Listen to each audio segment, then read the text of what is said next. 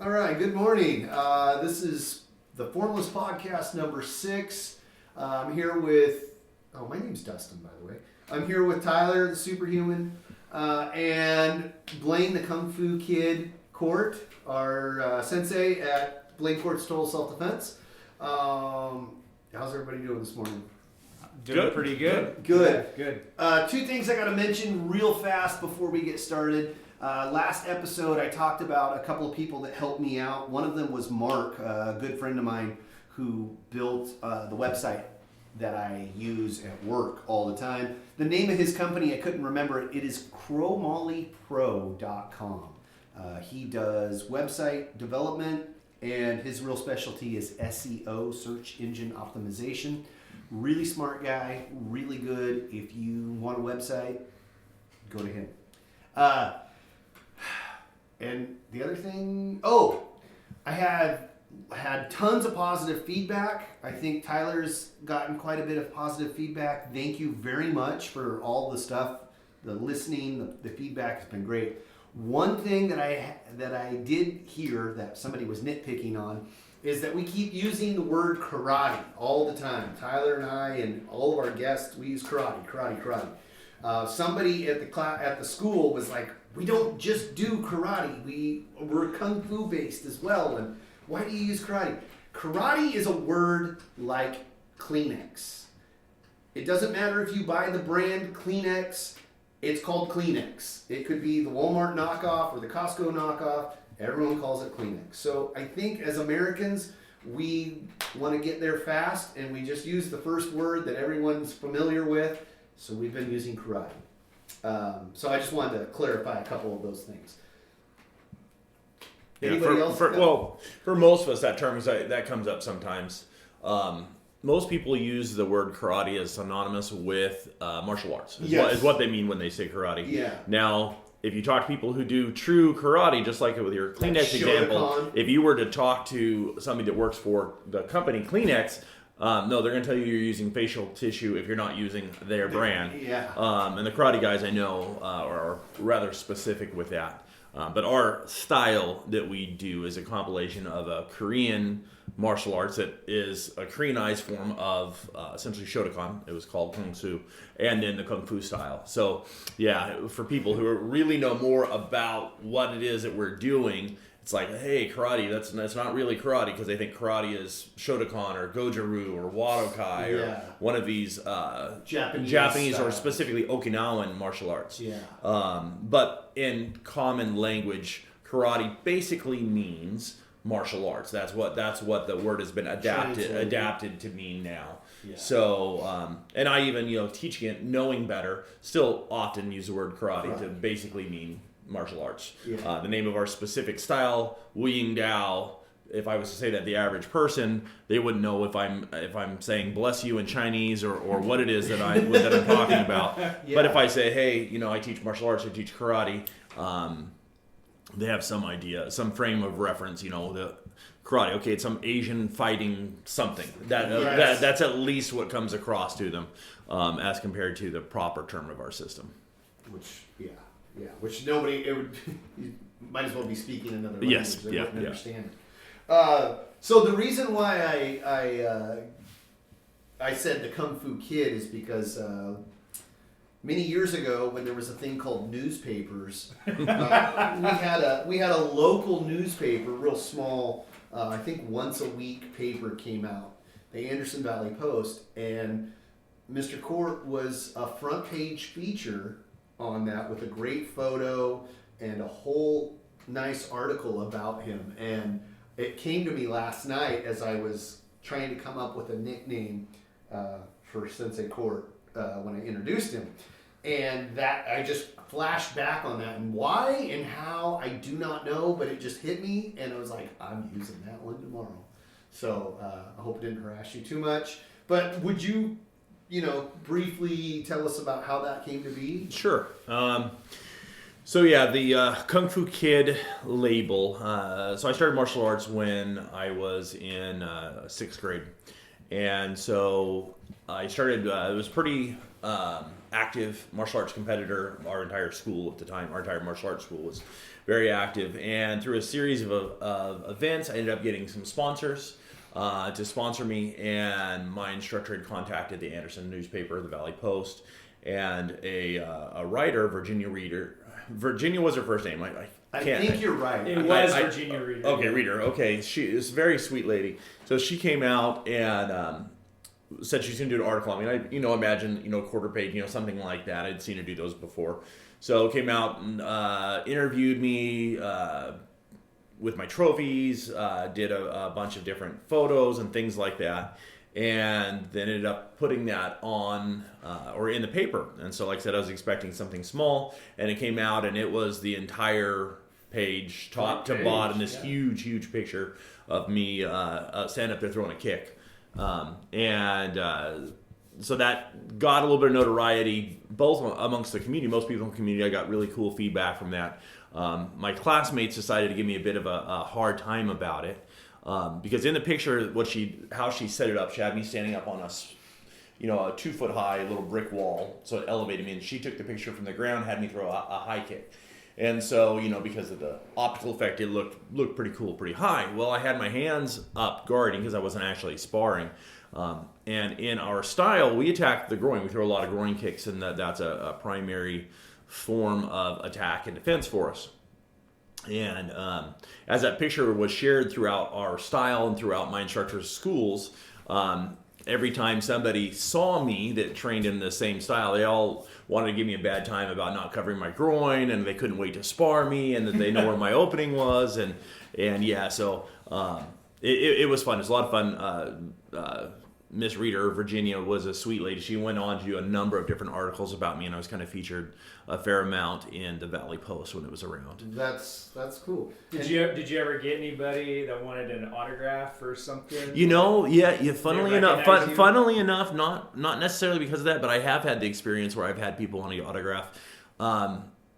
This would have been several years later. At Wind River, they were having kickboxing, because MMA wasn't a thing, so you had kickboxing fights. And so they would have kickboxing. They would have some under American kickboxing rules, and they would have some of them under Muay Thai rules, which is knees and elbows. And so they ended up setting up something because they wanted to stage and show kind of local martial arts.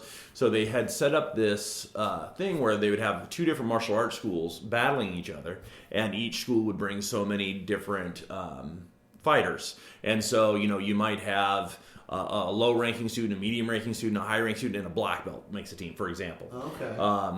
And the makeup based off of which year, because we did this, 3 or 4 years, was slightly different, but there we had fought one year and it came out, and I am a kid, probably 15, maybe 16 at the time, coming out, and 14, 15. I was fairly young, and people wanted my autograph, and that was pretty cool, especially because that was the first time, because I had fought in a lot of karate tournaments. But in a karate tournament, you might have a small tournament, 8 rings, or the big tournaments, in the cities, you could have 25 rings going on, and everybody's watching, so you're not really center stage.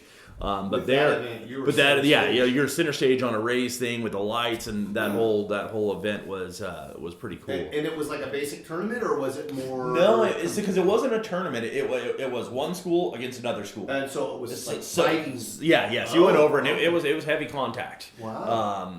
You could basically hit as hard as you want, but we were point fighting, so it was not. We weren't trying to knock each other out. No, as I recall, you'd win the match if you did knock the person out. Yeah. But it was done by points, just like another thing. You just allowed for a higher level of higher contact. Wow. Kind of similar to the Wuko tournaments that we did occasionally. Okay. Wow, that's cool. That is super cool. So we all have a little connection with the Valley Post. You were featured in the Valley Post as an FFA student. 4-H. 4-H. Yeah. Excuse me. So when I did 4-H, when I started around 7 or 8 years old, and I did I raised chickens, so I did poultry, I did horses in my later years, and then I did karate for 1 year. I think it was Shotokan karate for 1 year. But I was really big into showing chickens and the poultry, and so that you got an article written about you. That reporter from the Anderson Valley Post came to these 4-H events where I was showing chickens, and so she covered the event, but then kind of anchored the event to kind of one person, or did a little interview about the event, with one person about the event, and so she took my picture, and I was on the front of the Anderson Valley Post. With me as like a 9-year-old kid holding my chicken in my hands, like how we would hold our chickens, and so I have a little history with so I was never in the paper, but I did throw them. So and that was funny because my dad worked out some deal. I was too young to actually be a newspaper boy at the time. I believe they had an age limit of like 14 or 15 or something like that. And I was about 12, maybe 13. And my dad had done some side work for a lady working on her car that happened to work at the paper. And he knew I wanted to buy a bicycle.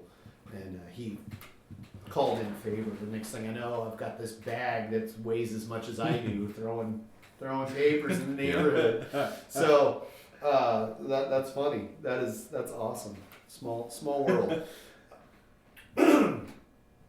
So I want to go back a little bit to Sensei Blue, your teacher. Mm-hmm. Actually, at one time, all of our teachers, one time or another, and then also a little bit of the history, because when I started taking Wu Ying Dao, there was really no history of it. We didn't talk about it. We sparred. We did set work.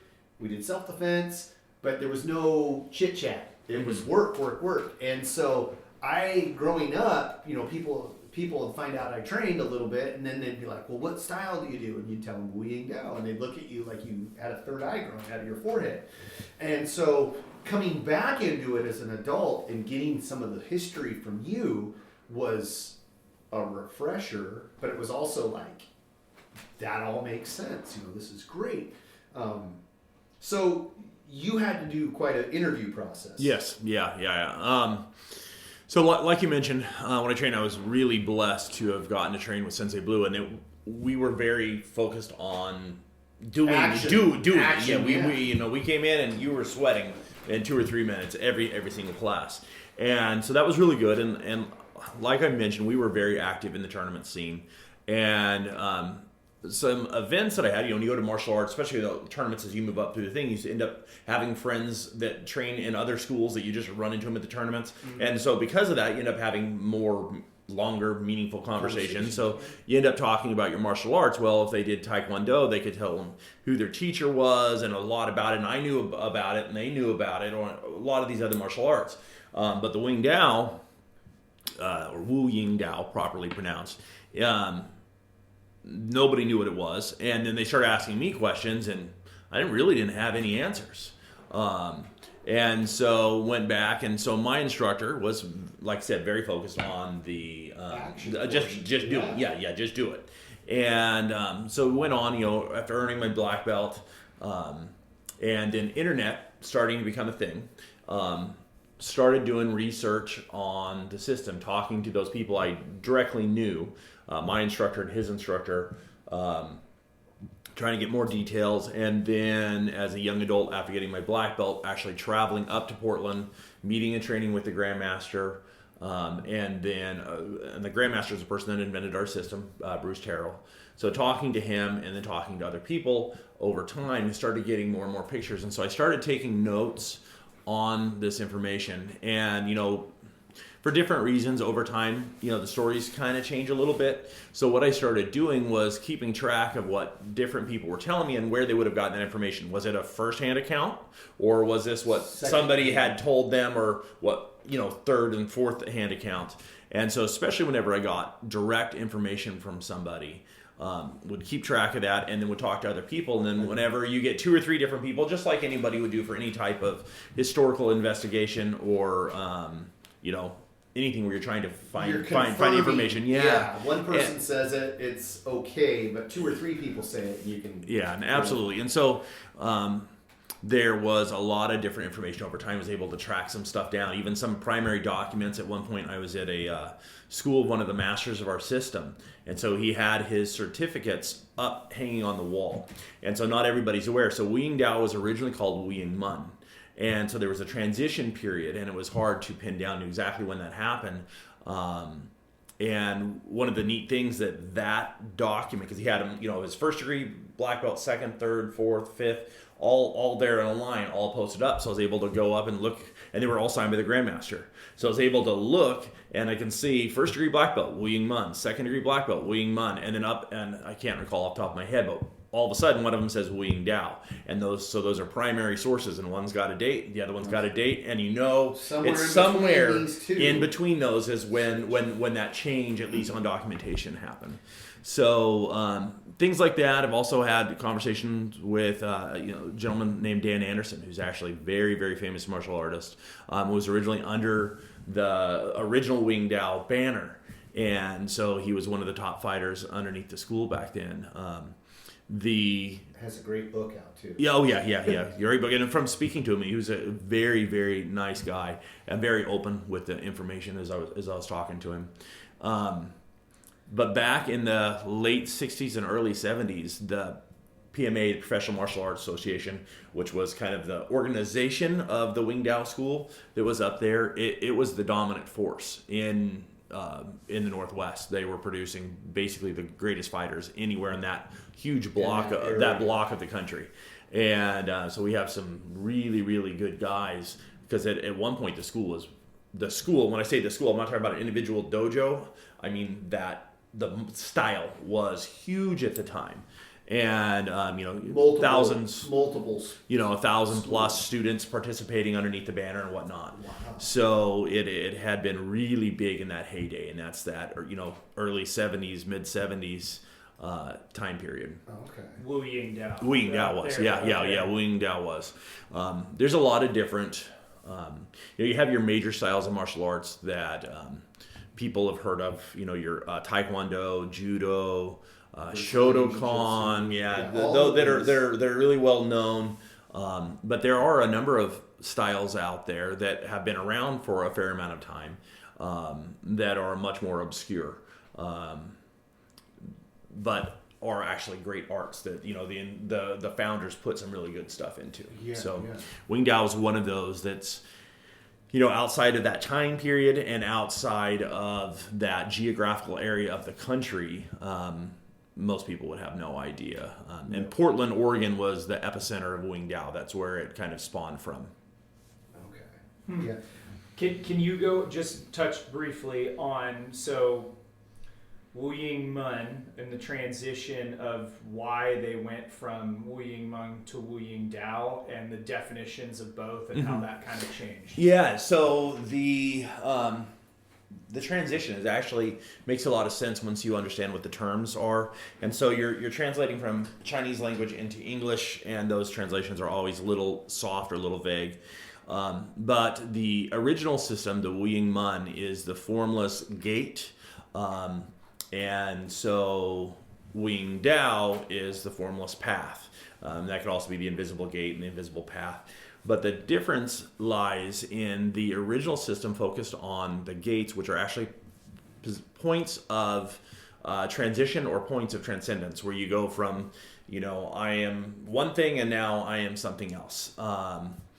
And so the original system very much focused on those points of transition, and those are still taught. These learning gates are still taught in our system for green belts as a system of understanding learning progress and how those things work.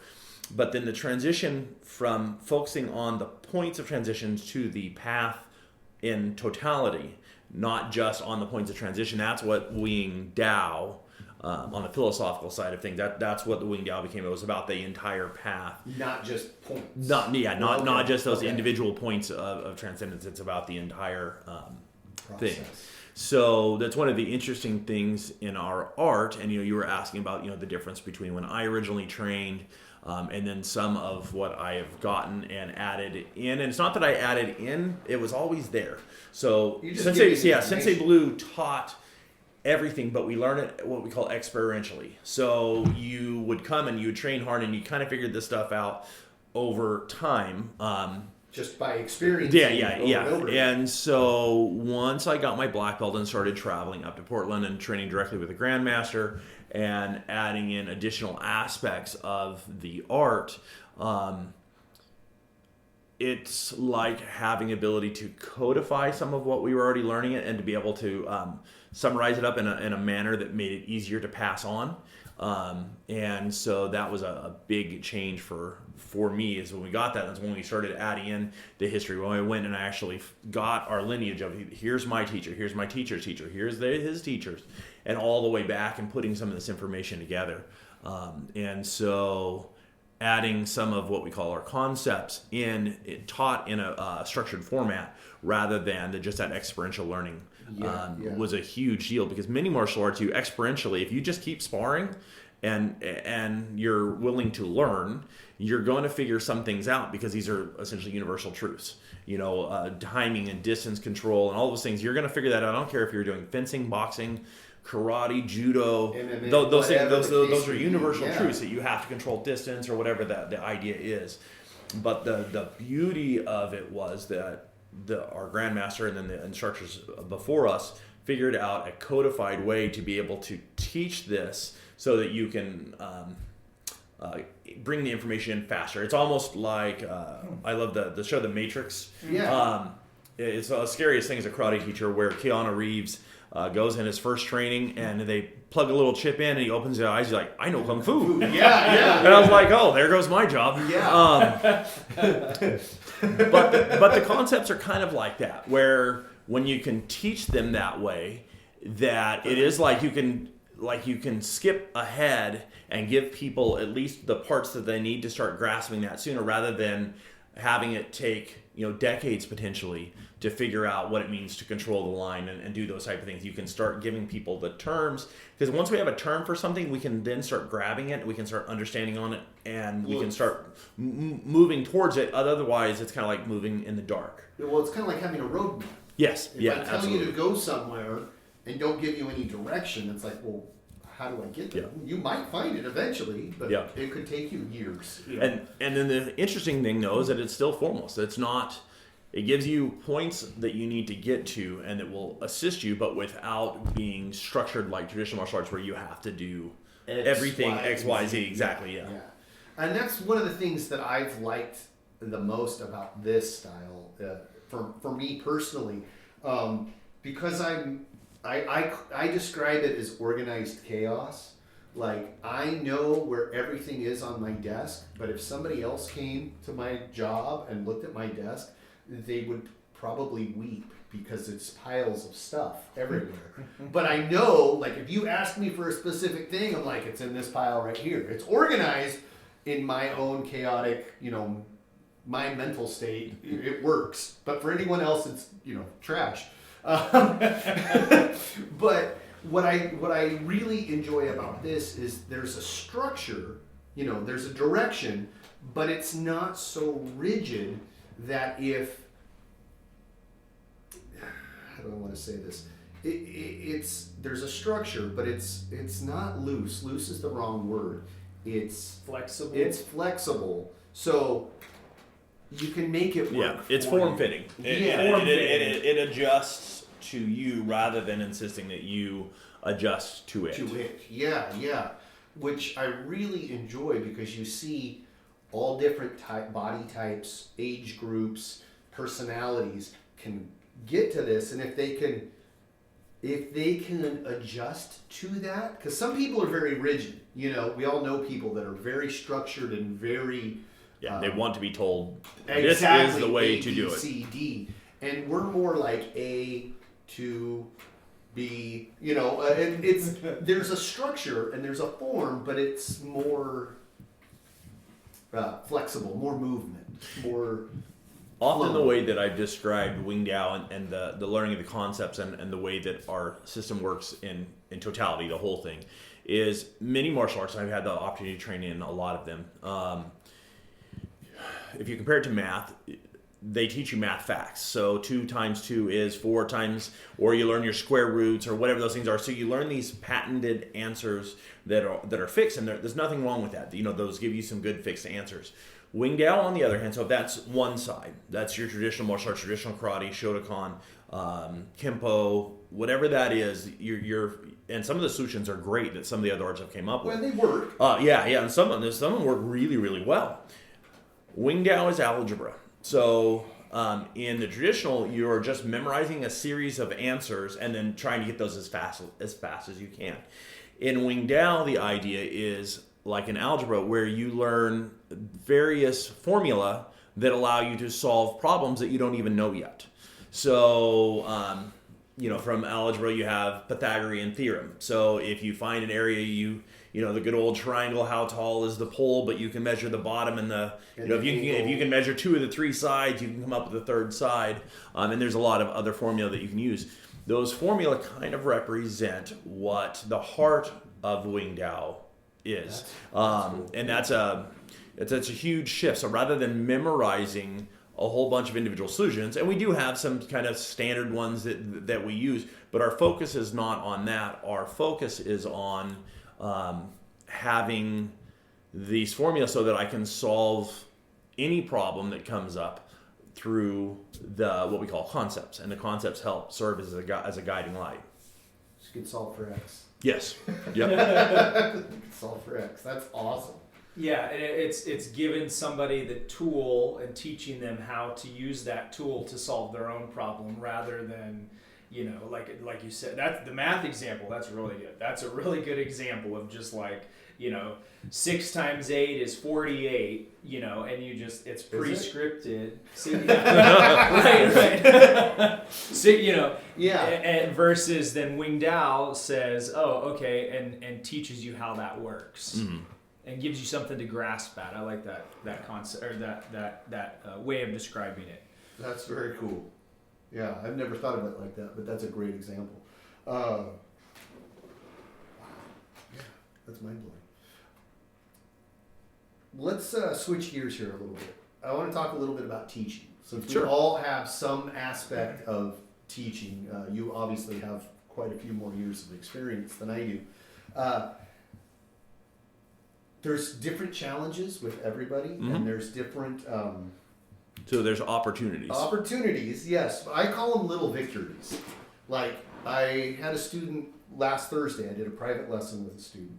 And he came in, he's a little guy, about 8 years old. And he's almost in tears. He didn't want to come, but Mom scheduled it, and by God, he's going. Mm-hmm. And I'm like, okay, this kid does not want to be here. How am I going to make this work for him?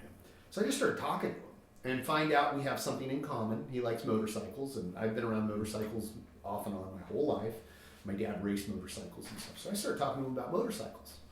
And he, come to find out, races motorcycles. Wow, and very cool. He's very competitive. His mom showed me some videos. Kid's good. Wow. Really good. And has a sponsor and stuff. Mm-hmm. And so I started talking to him about that, and pretty soon I noticed he's not on the verge of tears anymore. So this is like a huge victory for me, because I'm at loggerheads with this kid. He's not coming on the mat. And within about 5 minutes, I had him on the mat. And then I'm like, okay, he's having trouble with this kick. How do I describe to him so he'll understand it? And I'm like, you got a Kickstarter on your motorcycle? He goes, yeah.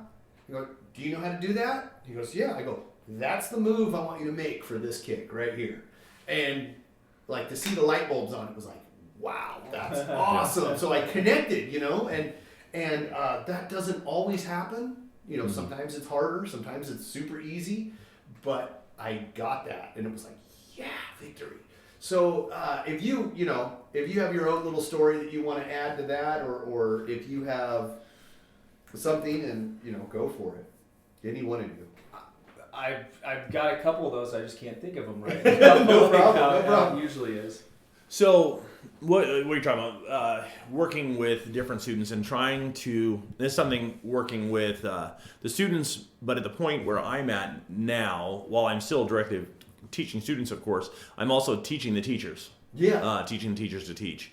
And so one of the things that we focus on is when we think about communication, we always think about what I'm saying, what you're saying, or if I'm the teacher, I think, well, this is what I'm saying, this is what I'm saying. And that's really not important. What's important is what's being heard. And that's really difficult for people to understand, because I said, well, I said X, Y, and Z, and they didn't do it. Well, often what they heard is something different. There's so many reasons that can happen. But what I can do, because I can't truly be inside of this person's head, if I'm putting out information and I'm watching what the response to that is at a knowable angle, then I can adjust what I'm doing or what I'm saying to change that trajectory. It's kind of like, if you throw a ball at a wall and it bounces a certain direction, I keep throwing it from the same place at the same direction. It is a reliable effect of which way it's going to bounce. So if it's not hitting where I want on that bounce back, I don't yell at the wall. I don't assume that the wall is.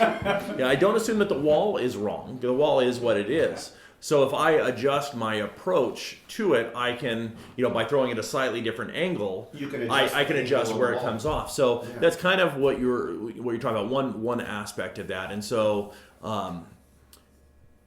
we need to judge, and what we try to do, and what I encourage instructors to do, is to as they put information out, they watch what comes back from the student, and then you adjust based off of that. Because our goal is to give the students, that greatest experience they can.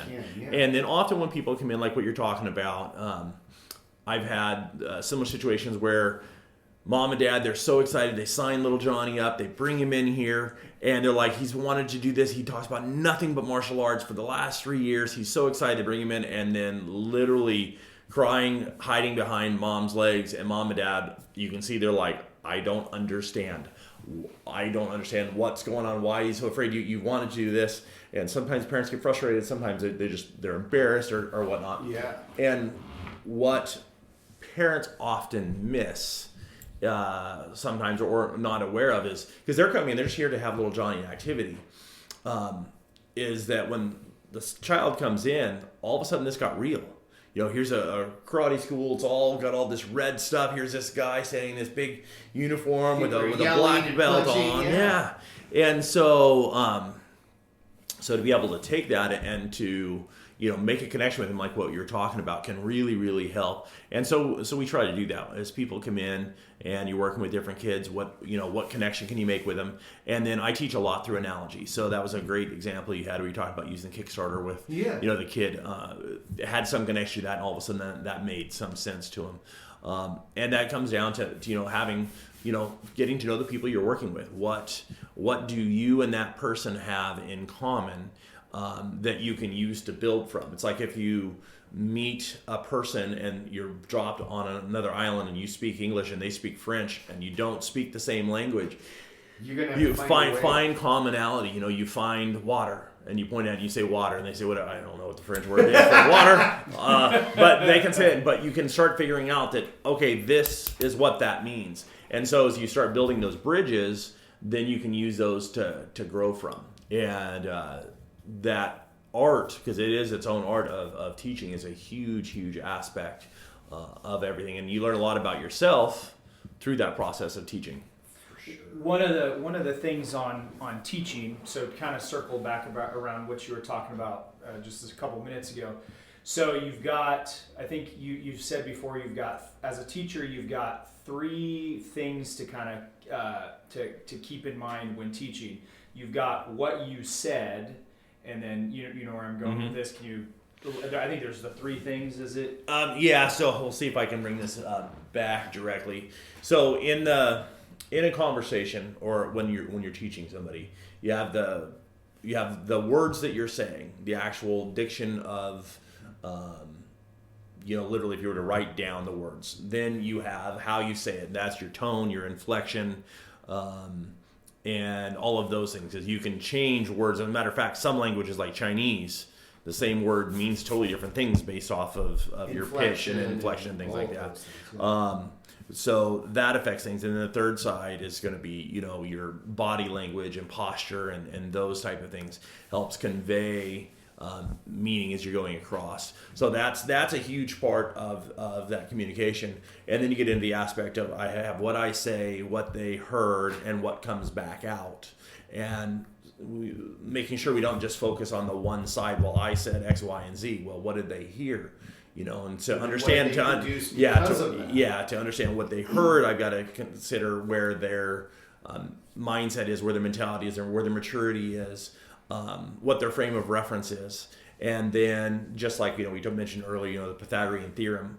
There's often one of those three sides that I don't know, but if I know the other two, I can figure out that third side, and I need to be a good communicator. I need to know all three sides of those, or have a good understanding of that. And the more that I focus on that, the better communicator that I can become. And it's so funny, because I've been a competitive public speaker in the past. I did a lot of that throughout high school, which was a blast. And so a lot of times people get very hung up on the technical aspects. Do you use contractions? Do you use, how formally do you speak? There's local idioms or ways that dialects and things. Yeah. Like, oh, well, you shouldn't have. But that's much less important than those three sides that we're talking about. Being able to have that communication, understand those three sides, because the ultimate goal of communication is bringing the thought in your head and the thought in their head and getting those things together. And that's what communication really is about. And so it's important that as we focus on not just the mechanics of how we speak, but on truly what I'm saying, what they're hearing, and what is coming back out, then that's going to help make better, more meaningful communication between you and your person. And this is one of the examples of where martial arts, and at this aspect, we're talking about being more of a senior student where you're starting to teach and whatnot, helps you be better people. Absolutely. Because when you learn to be able to communicate in this manner, and remember to then use it, because it's, when those of us that are married, it's all of a sudden we can go dumb when we're talking to our spouses and forget that we should be doing this. And it's like, well, I said X, Y, Z. Oh, I've got a great one. And it's like, sitting here having this conversation about it, I'm like, oh my gosh. Nope, not been doing that at home lately. Yeah. When I first got married, my wife would get mad at me, and I wouldn't understand why. And it took me a long time to figure it out. And finally, one day, she's like, "It's not what you said; it's how you said it." And I'm like, "What on earth are you talking about, woman?"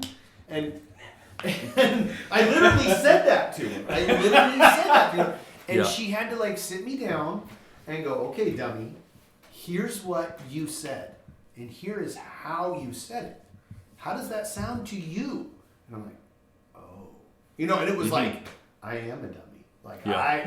And it wasn't like I called her a name or said anything mean to her, but it was the inflection in my voice, how I said it, and the gruffness and all of that stuff that was like, that was hurtful, and you're a big dummy. And I was an idiot.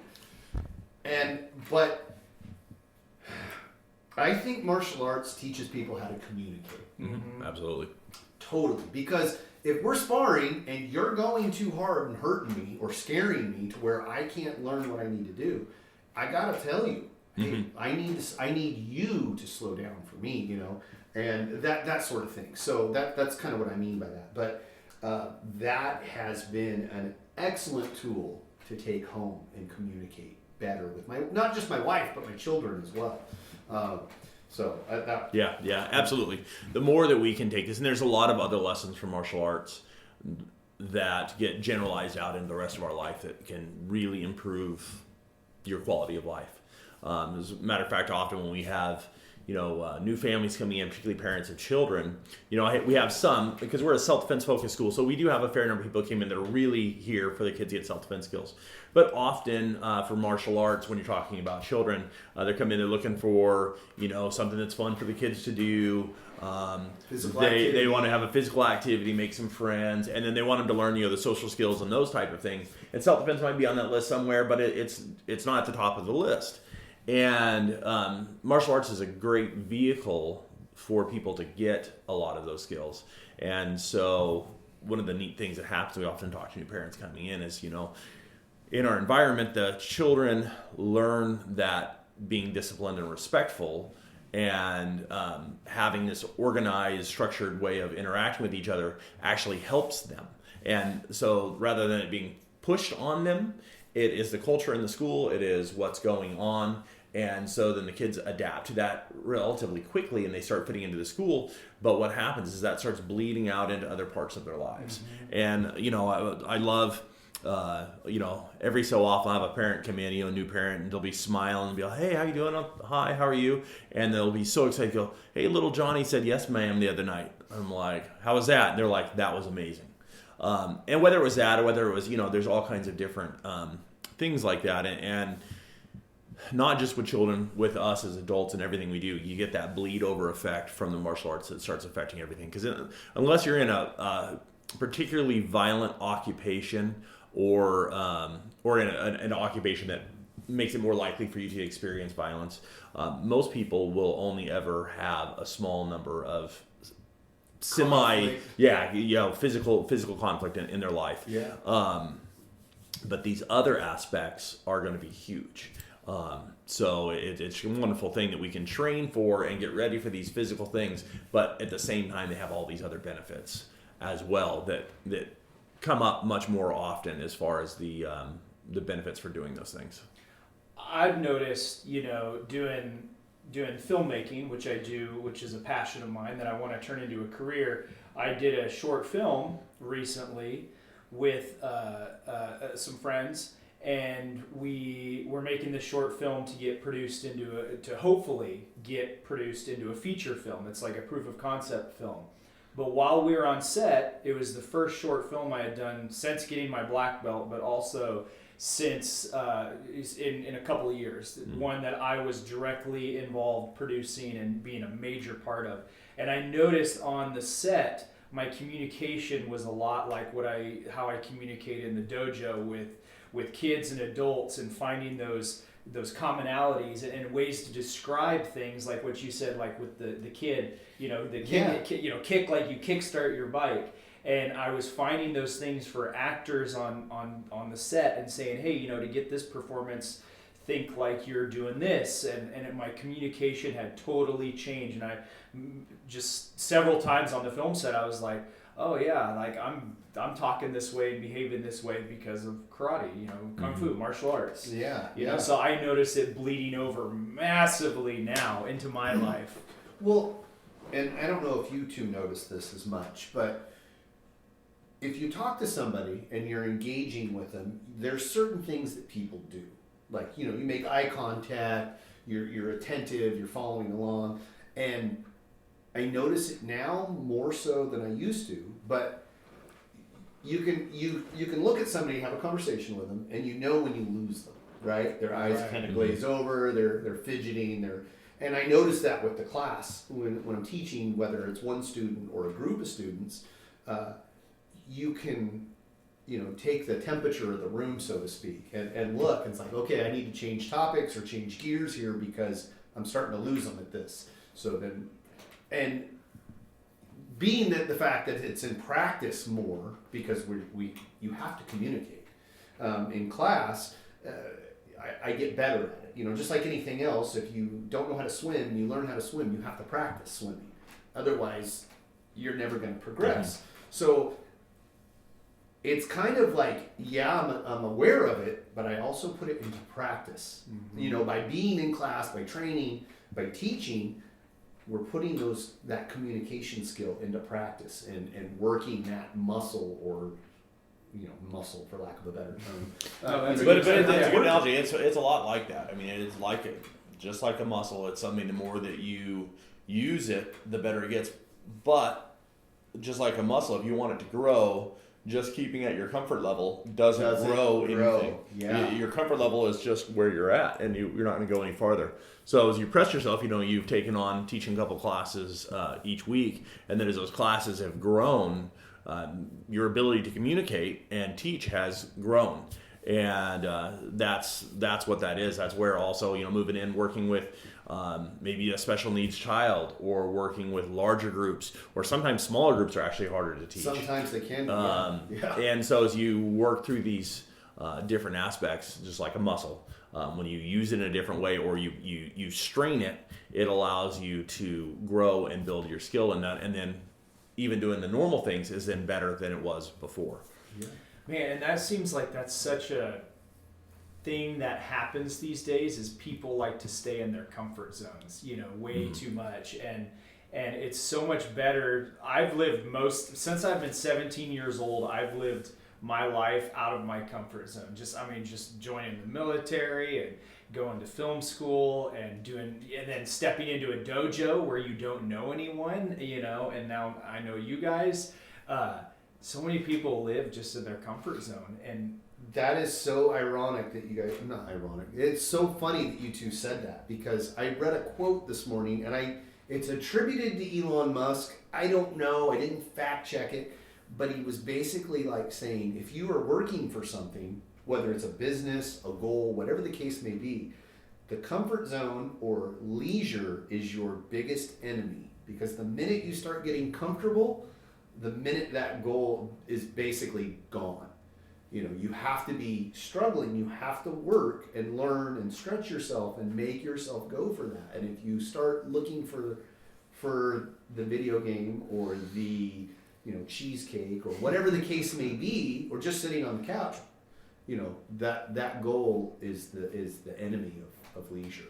And it was funny that turned into to hear that from you two, and then I flashed back on that. I literally read that this morning before I came down here. So that's cool. Yeah, and recently I did a tournament, and I competed in the black belt category for the first time. That was your first time. Okay. First time competing in the black belt category at a tournament, and it was the couple of weeks leading up to it, was kind of nerve-wracking. You're like, oh man, this is a whole different category, and I don't know if I should do it, and I was thinking about backing out, and not a lot of people that I talked to were going, and I was like, oh, this is, and I was telling this to Sensei Blue. I was like, I had the perfect opportunity just to... Wait, time out.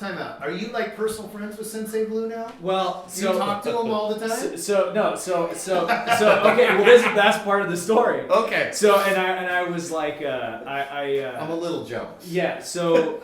But I had the opportunity just to back out, and I was, and no one would really super know, because I hadn't really broadcasted a lot about going to the tournament, and I was like, no, I'm going to go. Even if nobody else goes, I'm going to go. And I just made up my mind, because it was a little bit out of my comfort zone to do it, even though I'd been to other tournaments. But I was like, nope, I'm going to go. And then I ended up getting sucked into being one of the center judges for the 9-year-olds, which was out of my comfort zone when you've got other judges around you in this tournament, and the parents and the kids themselves. Yeah. And then I got sucked into being the beginner, intermediate, and advanced adults judge, one of the judges. Totally out of my comfort zone, having to make those calls. But anyway, so then I competed, and then afterwards, I was telling, Sensei Blue and I, we had he saw I was on Facebook one day, and he invited me to join a chat room, and we had an hour-long conversation. Holy cow! Yeah, and I was cool. I was telling him that exact thing. I was like, I was kind of nervous about doing it and not wanting to, and I was thinking about backing out. And I wouldn't have told anyone, nobody would have known. Nobody would have known, and I was like, well, but the only person that would know would be me, this guy, you know, and I'd have to live with that. And I was like, nope, I gotta step out of that comfort zone and go do something. Wow. And so he was like, yeah, that's the black belt, that's the black belt. That's really cool. That's really cool. So.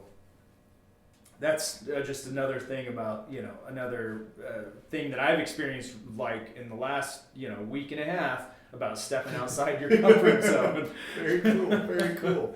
Yeah, it's definitely a big thing that we don't want to just sit on our laurels and sit there and say, hey, this is what I've done and I'm good enough. Yeah. You always want to be moving forward, seeing what else can you do, how much farther can you push what you're doing. Now, you have 2 black belts? 2. Okay. Arnis and Wing Dao. Yeah, Mon Arnis and Wing Dao.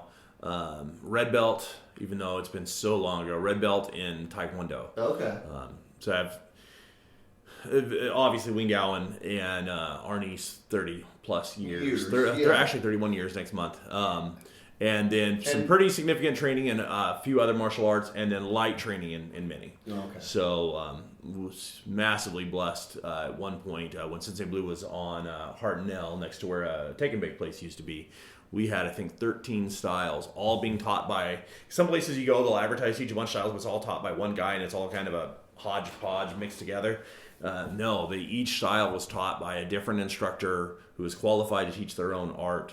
And I basically lived at the dojo during that time period. I would get out of school, my grandfather would drive me up, drop me off, and I would be there 3 o'clock, 3:30, depending on what time school got out, until the dojo closed, Monday through Friday. And then I would typically have a couple classes on Saturday, and then for a bit we had classes on Sunday. But mother stopped the 7-day a week. But 6 days a week, six days a week, I was training and grinding it out. Yeah, got a chance to do a lot of different martial arts over the time, besides just the Wing Dao and the Arnis. Yeah. And the wonderful thing is the way that Wing Dao works is as you have something that is useful, it blends right into it. You don't run into that situation where, oh, no, we don't do it that way. It's like, hey, did it work? Yeah, it works. Okay, we'll do that. Let's do it. Yeah. So and that's very cool. And the thing that I one of the things that I really like about Wu Ying Dao is everybody does, everybody in the school does the same style of martial arts, right? But you see it very it's very apparent when you get to the more advanced groups and classes. Everybody has things that they do their own way. Mm-hmm. Like all three of us have a black belt, but all three of us are completely different. I mean, we do the same style, but we do things our own way. You're very tactics oriented, I would say, and you think tactically. And I've played card games with you. I've played board games, video games. I've sparred with you. And you seem to always think a couple of steps ahead, or what's the next move. Mm-hmm. Tyler's very driven in every aspect of things that I've seen him do, as far as I know you to be. And that shows very much so in your sparring, I think. You're a charger. Like you get in there, you're not afraid of that. And that is... it's intimidating and it's inspiring. And I've never thought one way or the other. But anyway, that's one of my personal things that I really enjoy about this style. And as you see that happening, you can kind of watch people grow into that mm-hmm. a little bit, and they have their own thing that they do. I was trying to transition smoothly into the next thing that I wanted to talk about with you, which was tactics and your not so much technical ability, but your tactical thinking, the way you perceive something and like, okay, how do I make this transition? How do I make this move here? How do I position this person? Have you always been that way? Is your brain always like wired that way? I think so. Kind of a funny little story. Because of my age, G.I. Joe toys were quite the thing when I was a kid. So when most kids would have had their G.I. Joes, and you hold them in the hand and making the little sounds and smacking them together, I would have my G.I. Joes in formations. And so this group is in a triangle. These groups are, so you'd have a wedge. Uh-huh. I didn't have the term at the time. That was called a wedge. Yeah. And then I would have the other group in, squares and phalanxes and moving the vehicles around. So that idea of having some type of plan or some type of tactical engagement has always been there. Even though I didn't have the language as a child to describe that, that was what my little G.I. Joes, I'd have them set up in what was later on when I went to Marines. Yeah, formations and going in, and even so in the Marines, I was a 35-31 motor. I drove trucks. Okay. So nothing fancy. It's not a you end up hearing these guys that I was a sniper, EOD, and like all. I drove trucks and I was in the reserves. So I never realized. There's nothing wrong with that. No. Truck drivers, just like in the civilian world, truck drivers make the world go round. That's absolutely true. get rid of the truck drivers, and all of a sudden can't get food, water, or bullets, and you're not a very happy person. Canada's learning that. But I say that to bring up, I never got to the point where I was really commanding troops or doing anything like that, and now it's more of an officer's role anyways. But I always found anytime we were doing those type of exercises, or I could get my hands on the Marine Corps manuals that talk about, echelon or wedges and different stuff, that was just it clicked absolutely fascinating to me. And then studying, looking at military history and battles and how those things are working. Then, as you take it a little bit deeper, because on the surface level, you just look at, here's where I put my troops and here's where they put their troops and how do those respond. Then, you start factoring in, okay, well, here's the terrain or the situation. Because one of my core beliefs that I came to a long time ago now is that, and this is really my own thing, is that there's really no difference between strategic level combat, which is where you're talking about nation states fighting, divisions and divisions of troops, and two guys in a room fighting. It's just a matter of scale.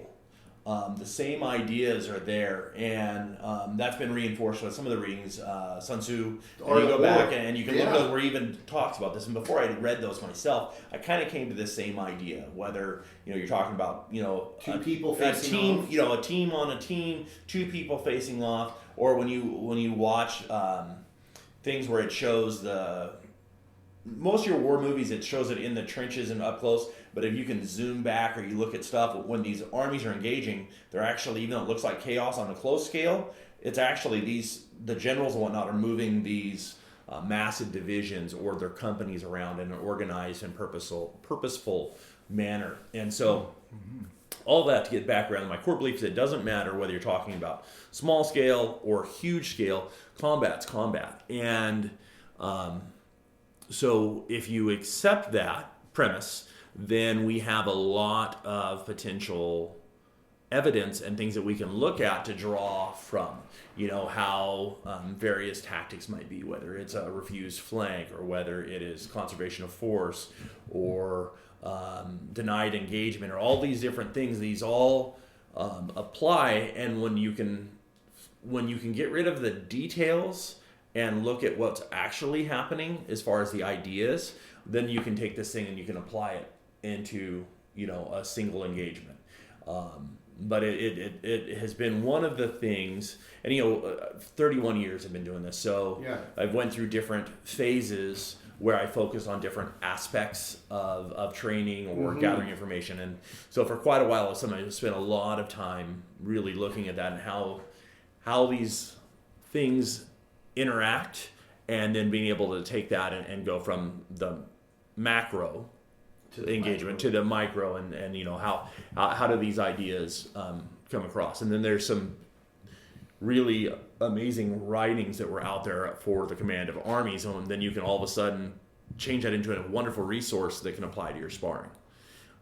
Some of our famous generals and generals from around the world, right up there on my bookshelf, I've got a number of different things that are related. They're related to Karl von Clausewitz on war.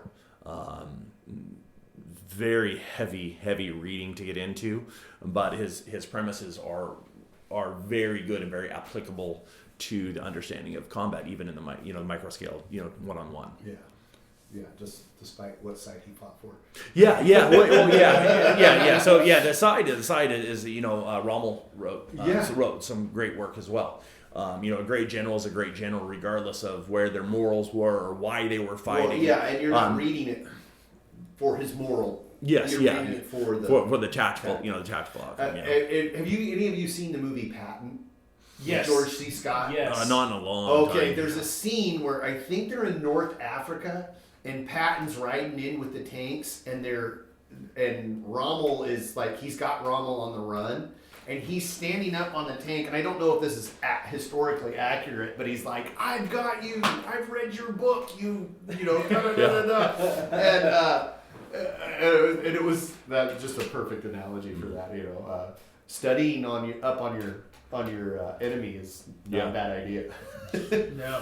But it's important as far as tactics overall to not just blindly go into an engagement, or which is one what of I've always done. Yeah. Well, and then often people will have a tactic. They'll have, and from coming from more restrictive styles, each style kind of has its own tactic, if you will, its own kind of patent way of approaching coming in. And one of the beauties of Wingdao and us having this concept ability of looking at things allows us to fully swap and change from one tactic to the other, where most people really don't. They might do different moves to try to throw off their person, but their basic rhythm of attack and defense stays the same.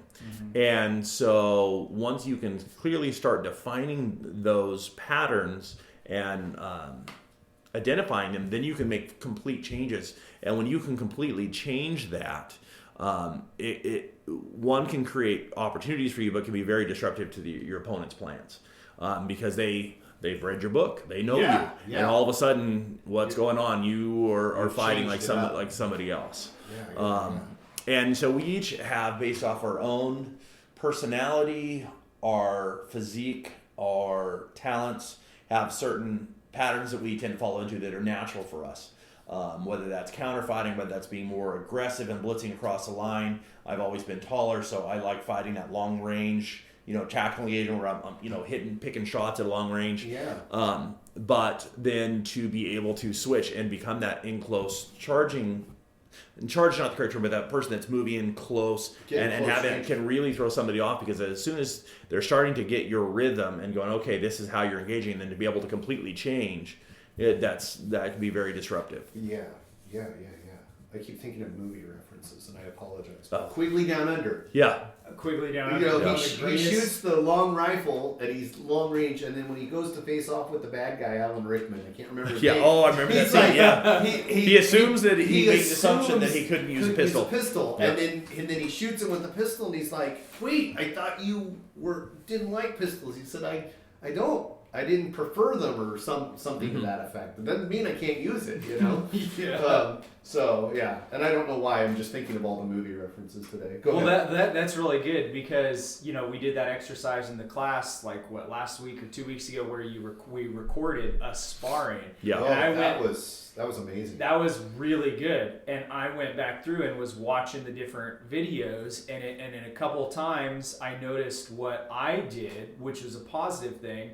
Is I was kind of, for one opponent, maybe bouncing around and moving a lot and crossing the line, and then all of a sudden I would change it up and just go stand still and make small movements, and it was all of a sudden you could see my opponent was momentarily thrown off, like, wait, he was bouncing around, circling, and now he just stops, doesn't move at all, and I noticed I was doing that. So that's, again, the tactics of changing up what you're doing to really throw your opponent off, and all of a sudden now you're engaging differently.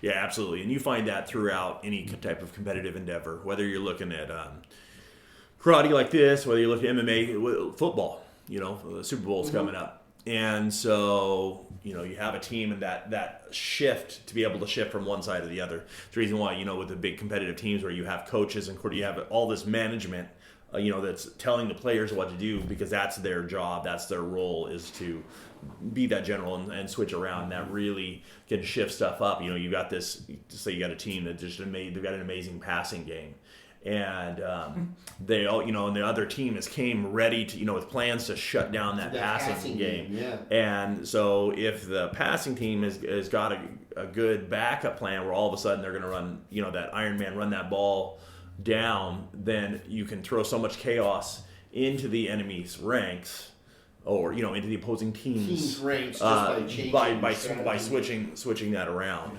And so you find that in so many different aspects.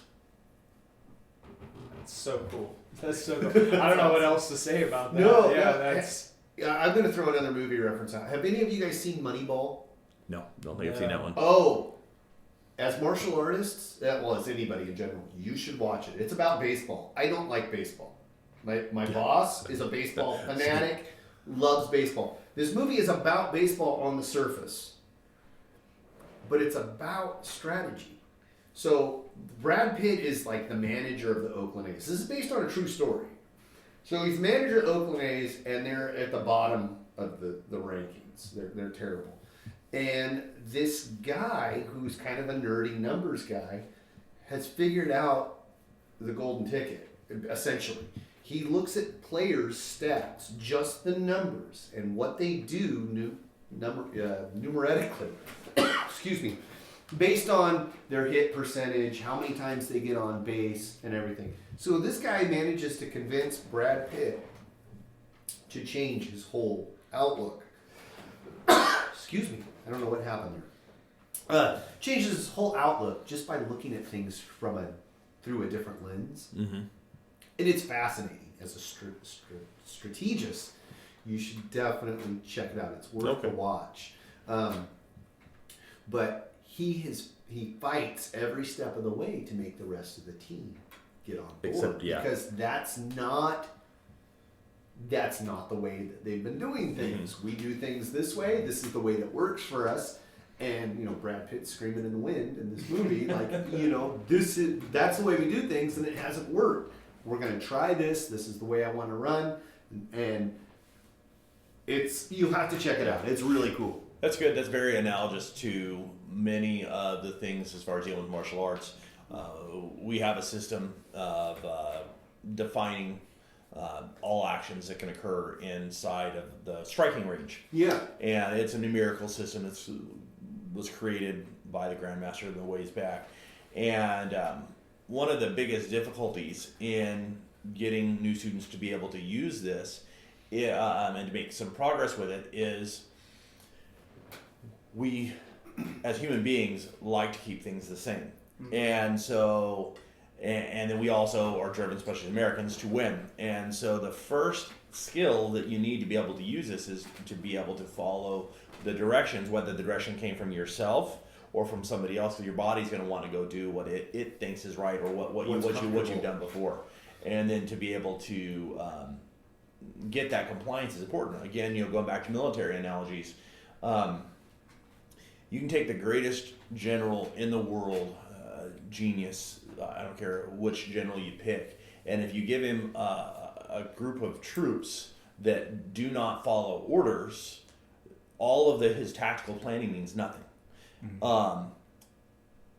And so the first thing that you learn, I assume all branches, but particularly the Marine Corps, is to break down your individual identity and have you ready to instantly obey orders. That instant obedience to orders is the foundation of every other skill that you're going to get from the Marines, and it's vital because when somebody starts shooting a rifle at you, duck and cover is pretty natural. That's going to be what's going to, but that might get you killed, or it might get the whole rest of your unit killed.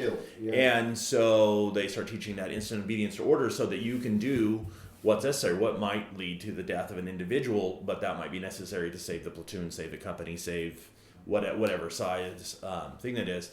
So you have to start with that. So then going back into the martial arts side of things, stepping towards somebody as they're striking you is scary, and it's pretty unnatural. What is natural, if you take a little kid and toss something at them and watch them cover their faces and lean away, that's an untrained natural human reaction. And so to train our body and our mind to be able to push through and to take a tactic or a chosen plan is vital. So that has to happen first before you can do anything else. All the best plans in the world mean nothing if you can't have somebody that's going to execute that. Yeah. That's such a huge piece. So when people first start encountering this scale that we use, the first basic task is kind of like boot camp in that you're teaching people to stay on whatever their goal is, regardless of any other outcome. So if their goal was to come forward and throw, as just 2 punches to the chest, and they come in, they get punched in the face right after the first one, a lot of times they're going to block that second one. Well, that wasn't their goal. Their goal is to stay on there, because once they learn to stay on and they're going to follow the plan regardless, then you can start giving them plans that will prevent the other stuff. But you can't give people all these fancy plans or these tactics or strategies to be successful if they're not able to follow them. So the first step is to be able to follow that, and the greater your ability to follow those plans and those doctrine underneath stress, the greater you're going to be. When you look at the really, really high tier special operations groups the U.S. or other countries have, these guys can stay on their task despite the danger, unbelievable level of threat, and these guys just operate and they get the job done. And that's because of that high level of training, but it goes back to being able to do stuff under stress. I mean, there's tons and tons of documentaries now, like with the SEALs and whatnot, and their training, and then being able to do what they need to when they're sick, they're tired, they're cold, they're wet, but they're able to keep doing those tasks. Despite and that's that basic building block that comes up, and it's obviously to not that extreme here, but it's the same idea. Again, it's a matter of scale. We can learn from other things if we can learn about the scale of things change. It's the same idea. Well, and it's, I describe that as like two halves of the same brain. You have like the part that's like for self-preservation, because nobody wants to get punched in the face if they can help it, but like that tends to take over when you're scared, or when you're it's like, oh, wait a minute, this is dangerous, and to have the other side of the brain, whatever that side may be, the logical side or the side that's like, no, I'm working at something, like I gotta turn you down a little bit, that's a tough one to overcome. The one is very short-sighted. It's the immediate. What is the immediate defense? Something's coming at my face, I cover my eyes. Well, that's very natural, because our eyes are a very sensitive place. Sand, dust is coming or whatnot. I'm covering that thing up, but that instinct then gets carried over. Anything coming at your face, you're covering up, and like we figure out pretty quickly in sparring, closing your eyes doesn't prevent the punch from landing. Unfortunately, So, but that you can start with such little nuggets of truth. And they're like, oh yeah, of course. But if you expand that out, again, it's a matter of scale. As you expand that out, you can find so much truth even in these little simple things, and then you can build from that. I mean, it's one of the things as an instructor, trying to figure out different skills and drills and ways that you can develop these different things. So it's like I had you guys sparring last week or the week before with people standing behind you, putting their hands in your face and grabbing on you and doing different stuff. And there's various reasons why we did that, but particularly with that, dealing with that stuff in your face, is that you can push through towards what your goal needs to be and ignore or accept the condition that you were stuck in. Because in that point, that was simply the condition that you were stuck in. And so often when people need to move through something, and this is, applies to life too, they get focused on the conditions that are there, and they're focused on the condition rather than their goal that will get them out of that. And when you focus on that, that's where you stay. And so if you don't focus on the condition that's there that you don't like, and focus on your goal, come up with a good goal and plan. Focus on that, not on whatever it is, and then you can find that you can make progress. Yeah, that was a tough lesson. It was good, but I don't know if you were here for that, Tyler. I don't think I was here for that. Yeah. That sounds like a good one. So essentially, you're sparring with somebody, and then a third partner's holding your arm, or getting their hand in your face, or grabbing your gi and like tugging on you while you're trying to engage. Your movement. And if you turn to deal with that person, the guy that you're sparring with, the person you're sparring with, takes free opportunity to punch and kick you until you re-engage with them. In the meantime, this person hasn't stopped grabbing you and harassing you, essentially. So it was an immediate, you got results immediately. Whether you continued to deal with the person that you're sparring with or dealt with the person grabbing you, whatever result, you got it right away. Because obviously the person that's sparring you that's free from distraction, it's like, hey, free opportunity. I'm gonna thump on this guy. So it was cool to see that in the real time. It happened instantly. So that result, regardless of who you dealt with, you saw the result of that. Huh. Does that make sense? Yeah. Okay. Yeah. Okay. Yeah. You'll have to do that one again. Yeah. Oh, that's one we're going to go back to, I'm sure. We have to. So something I'm kind of interested in is, so as a martial arts instructor with over 30 years of experience and also a business owner, so teaching martial arts is one thing, running a martial arts school is a totally different thing. Other animal. Yep. And there's other business owners out there that are really good at any particular skill, but then they maybe need to build up, how they run their business, or some people are really good at business, but they don't have a particular skill to actually run, and I've heard you talk about that, and I'm sure that's an interesting topic for people out there that would want to learn and listen.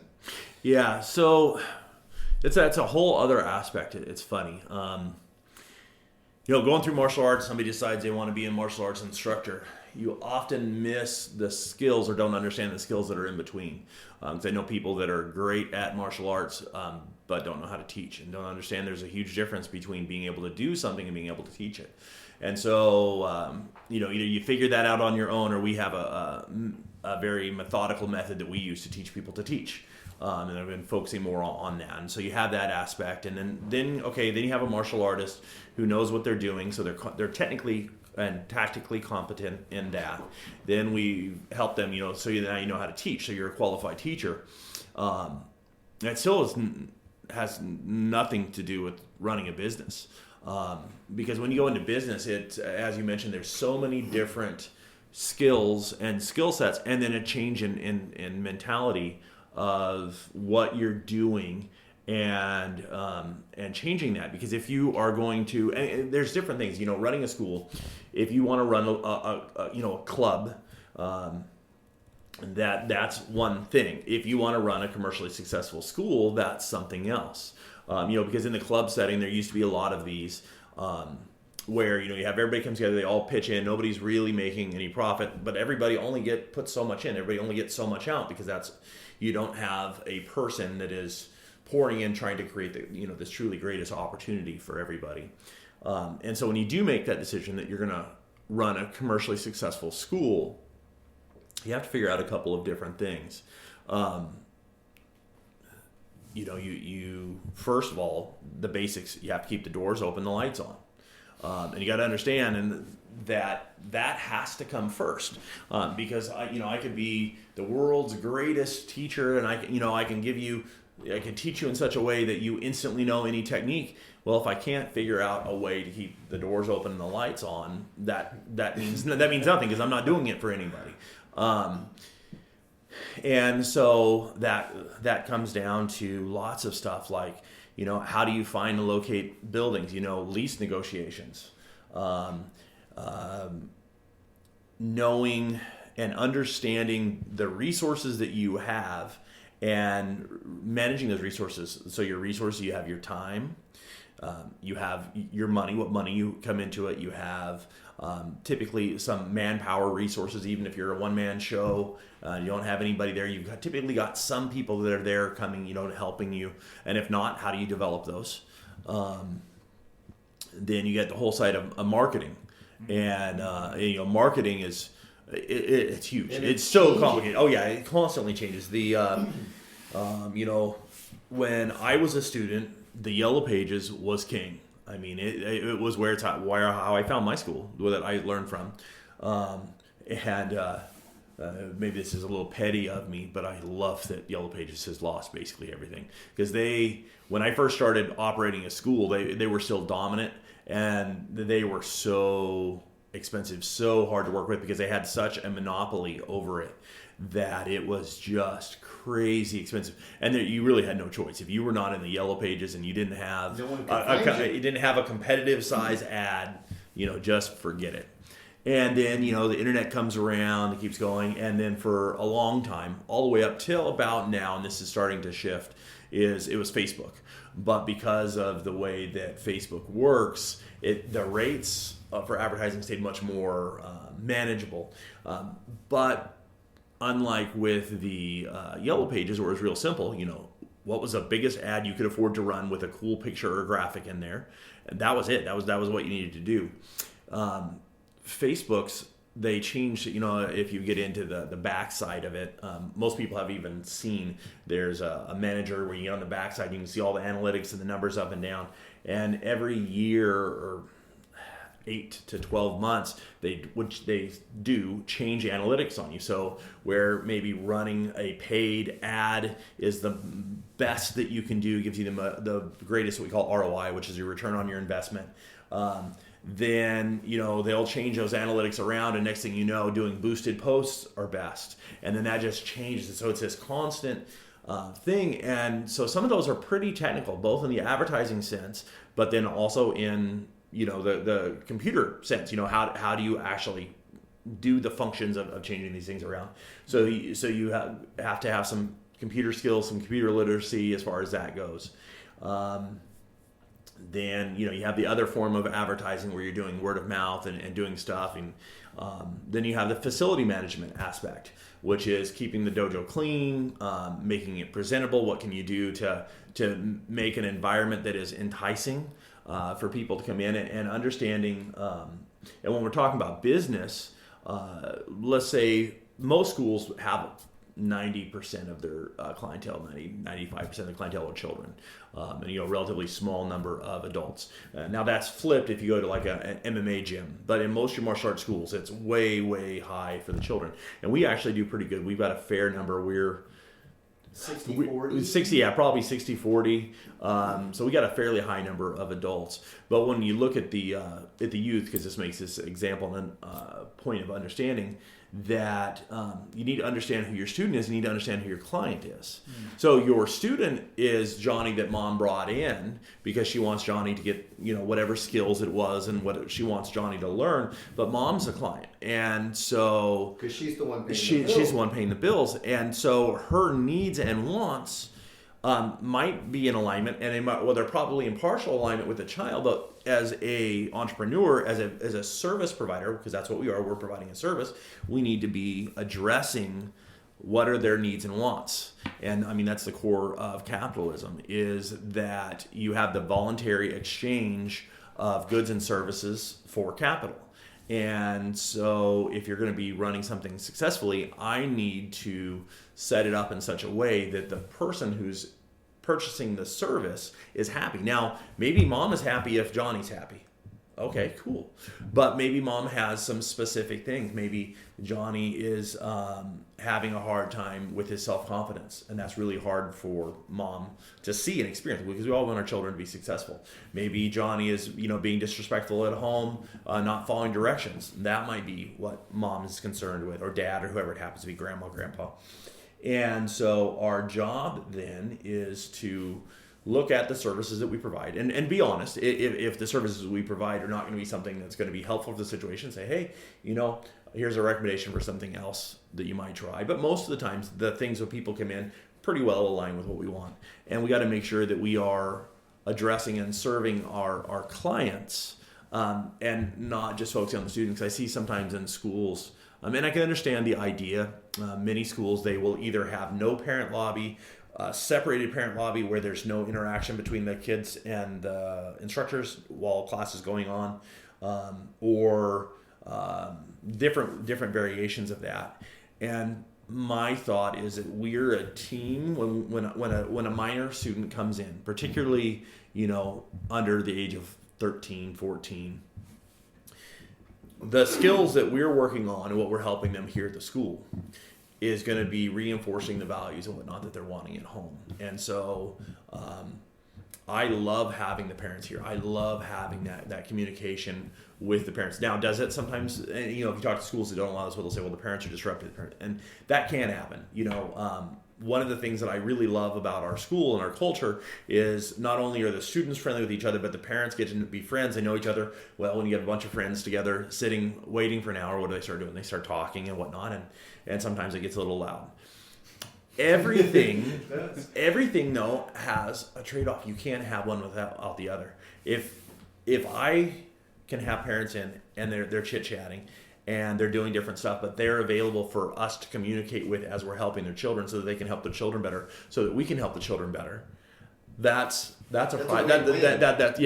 That's a price worth paying, and it's not necessarily a bad thing. And like anything else, you have to learn to manage that aspect. The other thing that people miss, what I tell people, I've had people, I want to open a karate school and I want to do this and that. I'm like, okay, how much do you like cleaning toilets? Well, what do you mean? Well, what do you mean? Well, and as we've grown up, we eventually, as a school grows, we've grown a fair amount. You get other people that help or are paid or whatnot that do different aspects.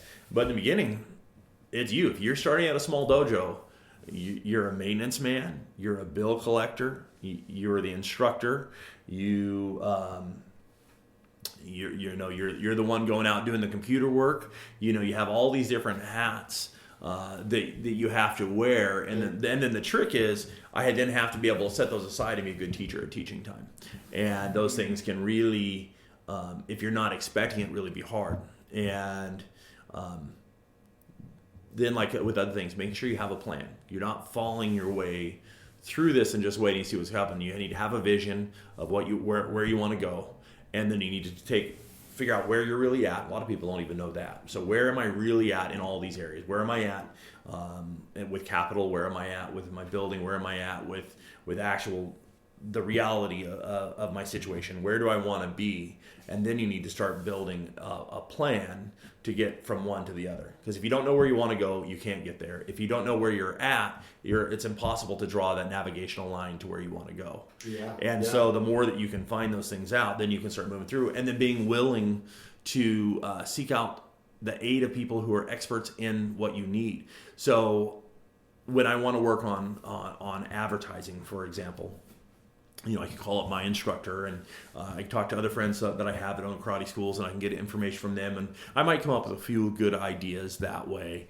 Or I can go to somebody who is an expert in marketing and invest my resources, because if that's what they do, they're not going to do it for free. I'm going to invest my resources to get the information I want.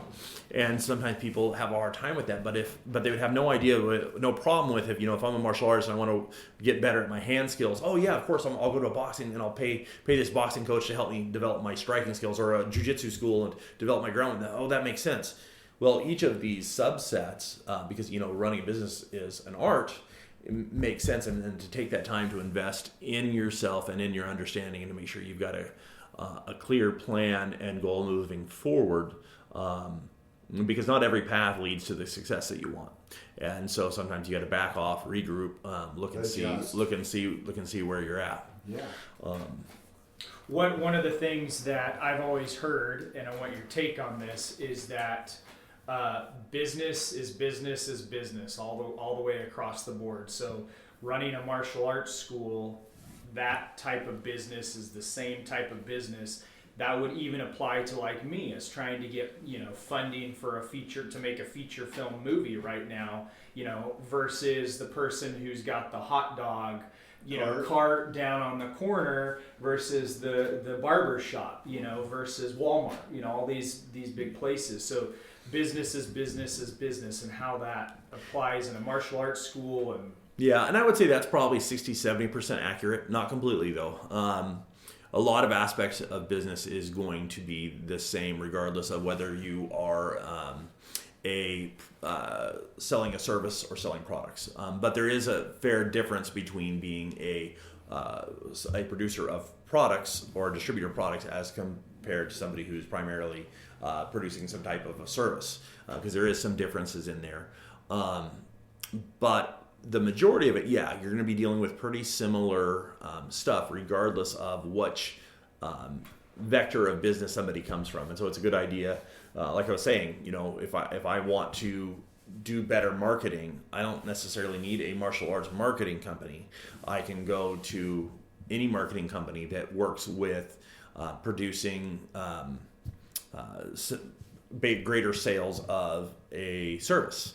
But I want to make sure that it's not just specialized into moving product, because those things are different. But you can absolutely move. And then, of course, the more specialized you can get. Now, if you can find a highly qualified advertising company that works a lot with martial arts company, then you're getting more specialized service. But yeah, like I said, business is business. And so a lot of these things, when we go in, I mentioned lease negotiation, there's no difference. As long as so the hot dog stand, he doesn't do that. But whether you are running a nail salon, a karate school, or like a Radio Shack, you're all looking at the same building, so those same premises are going to apply. And so with that particular thing, going in, making sure that you understand that there is negotiation that's involved. You don't just walk in and take what you're given.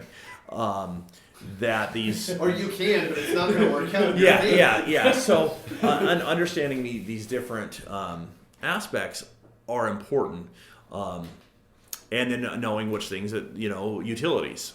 There's no negotiation. Yeah. There's no negotiations with it. So those then become fixed points that you have to reference over. Since COVID, the supply line issues are just brutal. We are relatively lucky that we are primarily a service-based business, but we do also sell some products, sparring gear and things like that. And then product management has just been brutal in the last year. Trying to get products in, even stuff as simple as mouthpieces. We went for like 5 months, and I couldn't get a mouthpiece to sell to a student, and that's a basic thing that we had to have. Even your big box stores, you couldn't hardly find them. I got to the point near the end, I'm like, hey, just go to Walmart and see if you can find one. You can wear whatever one you can find there, because I can't find them to get them to sell to you. Well, not that you couldn't find them, you couldn't get them physically here. Yeah. You can find them all day. Oh yeah. That, and the reasons for that with the shipping, the stuff sitting on the docks and all that. Yeah. And that's the other thing. I can be upset, mad over all of the reasons, but as a business person, you got to deal with the functional end of this and what you can and cannot get. And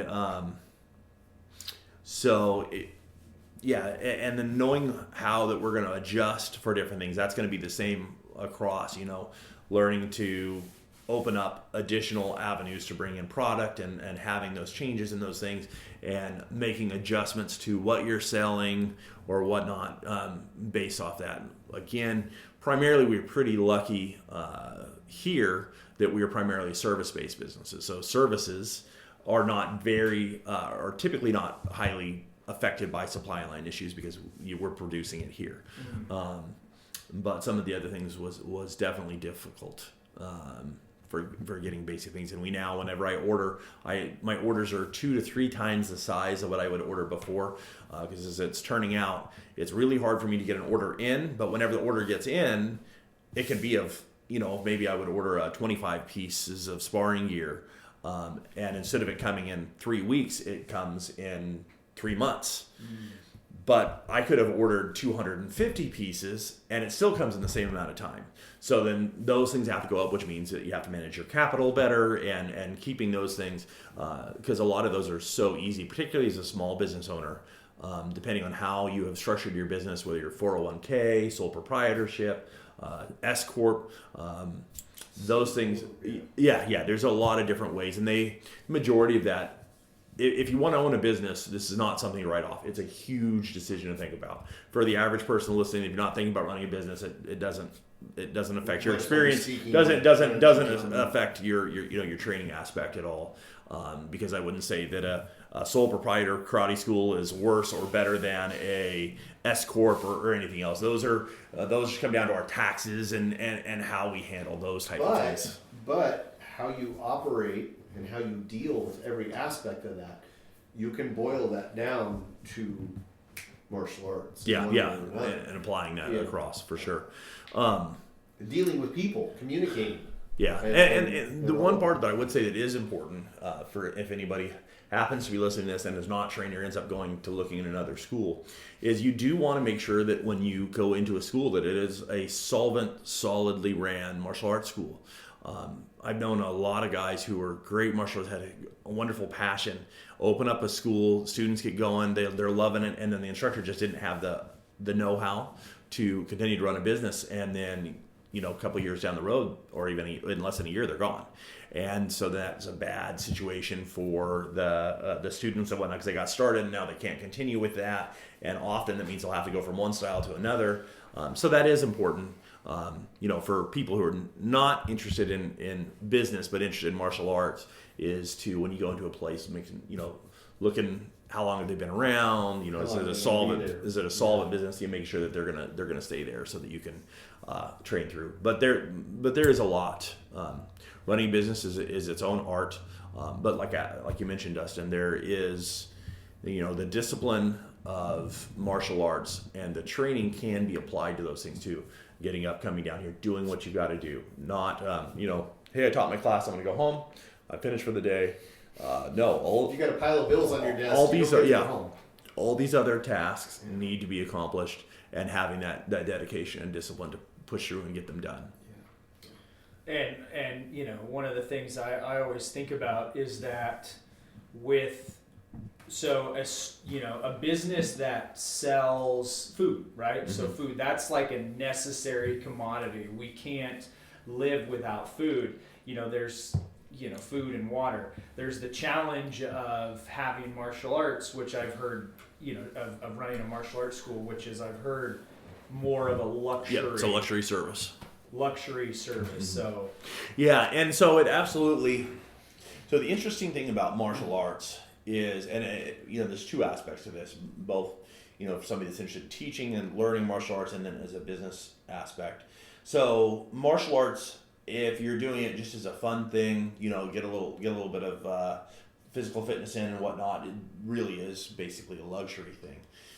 However, there's a lot of people that go and see therapists and do different things like that, and they don't look at that as a luxury.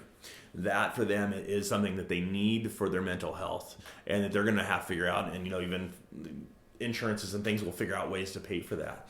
And for a lot of people, I would dare say that the majority of people that say martial arts, it ends up becoming that. Your martial arts is something that is necessary not only for your physical but for your mental health. It's as important as breathing and eating. Mm-hmm. Yeah, and it's huge, and having that understanding, and that's where, again, when you're looking at your martial arts, is what are you wanting from your martial arts? What are you getting out of your martial arts? And it's perfectly normal. Your average student who comes in, who just gets started, they're there because it's kind of fun. But as you're training, if you're in a good school, you start getting these other benefits. Years ago, I had one student I always think of, but this has came up with a lot. A lady who is a professional clinical social worker, ran her own business, worked at one of the local hospitals, very, very high in the chain of decision making and running her own business, and very, very stressful, her daily life. And so her son, who trained with me, trying to get her to come in and get her to practice and start learning martial arts. And her son was an adult, so she was just a more senior student. And she said, well, I don't know, and finally got her to come in and train. And so after she'd been training for a little while, we sat down and had a conversation, because she'd come in completely stressed from work, and she would leave with a smile on her face. And so through this conversation, what she told me is, the martial arts, before she got to the door and got in the door, seemed like one more thing that she had to do. But once you're in there and you are doing it, you're realizing that you are unpacking, you are unloading so much of that stress, so that it became a stress reducer. And so that's where sometimes people can have a hard time, because they see it, I don't know how I'm going to fit one more thing in my life. That's like saying, I have a lot of knots in my shoulders, so how could I go see a masseuse? Well, wait a minute, one is going to alleviate the other. Another analogy I had somebody talk about is, it's like somebody was, when my wife was pregnant, carry around, have all the extra weight, the baby hanging on there, but you should go hop in the pool for even a short amount of time, 10, 15, 20 minutes, and have that relief, that weight just removed. And that's one of the many benefits that you can get from martial arts, particularly for adults. And then even teens too, because teens these days sometimes deal with quite a bit of stress, is you can come in, you can be so focused on the skills that you're doing here that for an hour and a half, you don't have time to think about those other things. And when you're done, you have a spring in your step, because you've gotten away from the stress of life for even that short amount of time, which is somewhat similar to going and seeing a therapist or whatnot. where you're getting that. And so in that case, going back to what you're talking about martial arts being a luxury service, that people, many people will have that viewpoint, that it's a luxury service. Things get hard. What are we going to cut? Well, we can stop doing martial arts.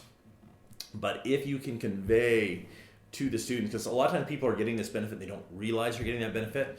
But and one of your jobs for any service is letting people know what they're really getting out of it. Because a lot of times when you get used to getting something, you don't realize how good it is until it's gone. And so you're making sure that people you're conveying that. And so then you can start shifting that. And so you do have people start realizing, hey, this isn't just something I go and do for fun and giggles and now we'll just stop. People then want to stay through and follow through with that type of a thing. So, that's in the martial arts business side, where they talk about conveying the value. The value is there, but how do you let people understand the value of the service that you're offering? And that can be a big thing as far as with business goes, is making sure that you're conveying what that is and what's really available. The value. Yeah. The value. That's great. All of that was awesome. The conveying the value, people finding the value, irregardless of how it gets there. My personal experience with that is just my everyday life, how I communicate with my family, my friends, work. I talk on the phone a lot, and they're not the most. Let me back up. The conversations are not always the most pleasant. Mm-hmm. When you have somebody, I work in it's a product-based business, but it's also a service business. I sell supplies for other business owners over the phone, over the internet, in person. And when you ship something to someone across the country, or in some cases across the planet, I put my trust in a third party, UPS, FedEx, the Postal Service. And I don't have the luxury of just going to Poland to find out that package actually got to Poland. Mm-hmm. I have to trust what that company says. And I have to be able to convey that to a customer who is not always the happiest person to be talking to me about that. And juggling that is difficult. And coming in here and being able to forget about that is awesome. But not only that, on the flip side of that, walking out of here, out of the dojo, and being able to think about that with a new perspective and come at it. I liken it to, have you ever lost something and you tear your house apart looking for that one thing, and you have to go away for whatever reason, and you come back and it's like you find it in 10 seconds. And it's because you're so narrowly focused at finding this thing, whatever the case may be, from one angle. You don't see the forest for the trees. You don't see the forest for the trees. This makes you take a break or makes you gain a new perspective, whatever the case may be, whatever your personal situation is. And then you come out of it and it's like, oh, here's the whole forest. Bang. That's what it gives you another viewpoint, another set of eyes to look at things, and at least in my personal experience.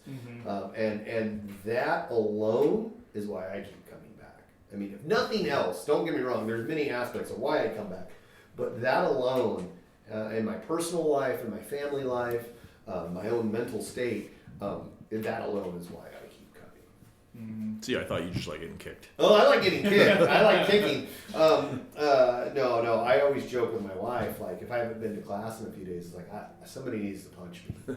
And because I need an attitude adjustment. Yeah. I need to flip that switch and figure out how to make things work again. So, I think we're officially at the longest podcast that we've done.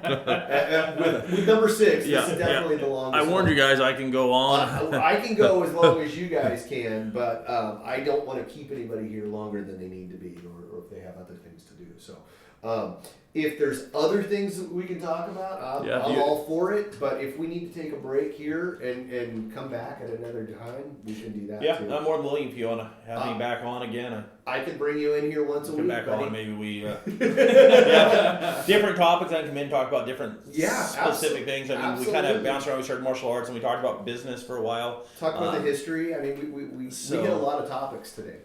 I would love to come back in at another time and talk about more history of Wu Yin Gao. For sure. Particularly your relationship with Sensei Blue, your relationship with Sensei Hovis, and how you transition to going up into Portland sometimes and talking. Absolutely. That would be really cool. Eventually, I want to get all of the people that we talk about in here and talk to them. Technology and the learning curve is keeping that from happening, but I think we're getting there quicker than I realized we would. So, yep. Yeah.